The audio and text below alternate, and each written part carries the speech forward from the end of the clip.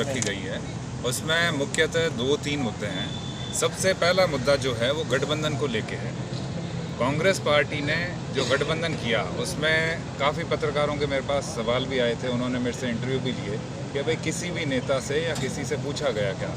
तो मेरी जानकारी के हिसाब से बिना किसी से पूछे ये ज़बरदस्ती गठबंधन करके कांग्रेसियों पर थोपा गया है। और एक ऐसी पार्टी के साथ गठबंधन हुआ है जिसने हमेशा कांग्रेस को हराने के लिए काम किया है। आज अगर ज़िले में देखें या पूरे राजस्थान प्रदेश में देखें तो आरएलपी एज ए टूल काम करती है। इन्होंने एक सिस्टम बना रखा है कि कांग्रेस पार्टी को किस तरीके से कांग्रेस पार्टी के कैंडिडेट को हराया जाए। अगर आप उदाहरण देखना चाहें तो सबसे पास में अपने जायल पड़ता है, वहाँ का देख लीजिए।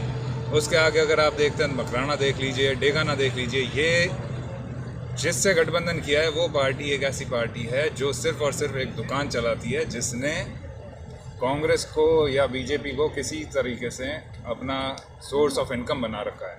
और जब गठबंधन हुआ तब ना तो इन रिटर्न किसी से लिया गया, ना किसी की कंसेंट ली गई। उसके बाद में जो जिलाध्यक्ष है जाकिर हुसैन गैसावत, उनका मेरे पास फ़ोन आया कि भाई ये गठबंधन पार्टी ने ऊपर लेवल पे कर लिया और आप हमारे साथ आइए।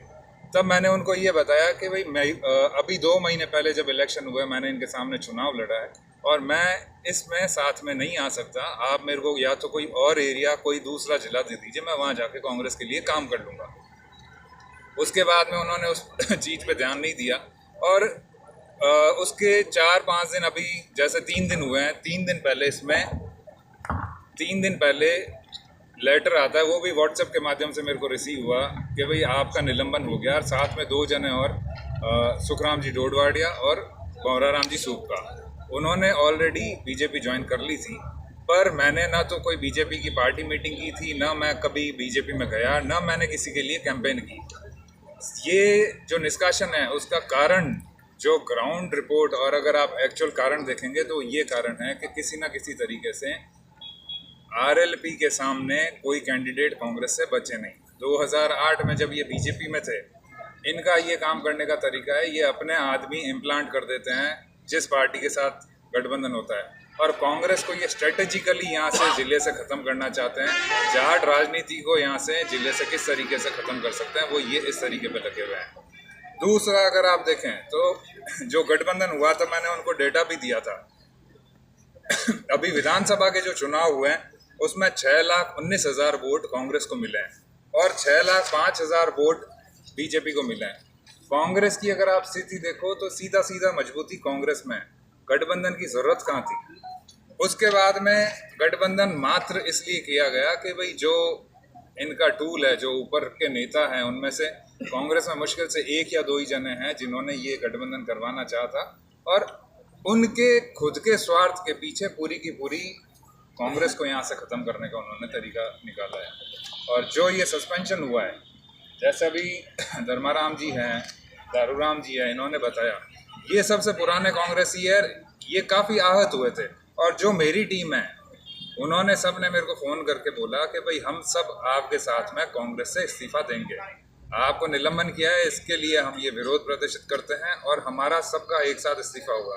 तो इस इस्तीफ़े में मैं आपको बताना चाहूँगा टोटल 1,300 के करीब टोटल इस्तीफ़े हैं, जिसमें से 400 के लगभग पदाधिकारी हैं कांग्रेस के।